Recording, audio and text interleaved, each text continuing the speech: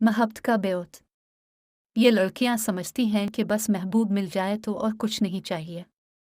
महबूब के साथ जिंदगी जैसी भी हुई गुजार लेंगे।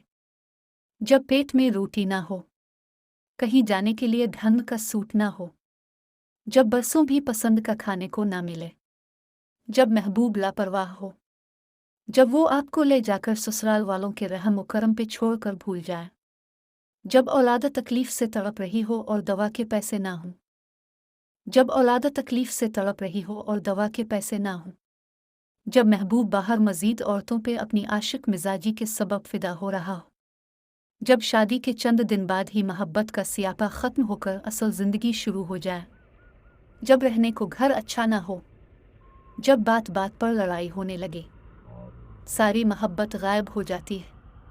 मेरी एक बात लिख कर रख ले, महबूब बदल सकता है, लेकिन अच्छा इंसान नहीं बदलता। निकाह करने के लिए अच्छा, शरीफ, जिम्मेदार और कमाने वाला, इज्जत करने वाला शख्स चुने, महबूब नहीं। जब शौहर पेट भरने वाला और इज्जत करने वाला हो तो मोहब्बत लाजमी हो जाती है। आप नहीं जानती कि कौन बेहतरीन है, अल्लाह जानते हैं। इसलिए रब के फैसलों पे सर झुकाएं, दिल के आगे नहीं, वरना ये दिल आपको रुलाने और खार करने में कोई कसर नहीं छोड़े। रिश्ते खूबसूरत आवाज़, ऊंचे मर्तबे और खूबसूरत चेहरे से नहीं बनते, बल्कि खूबसूरत दिल और न टूटने वाले भरोसे से बनते हैं। अपनों का भरोसा कभी भी टूटने ना दे।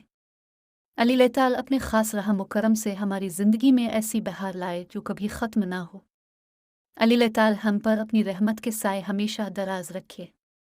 आमीन या रब्बल आलमीन।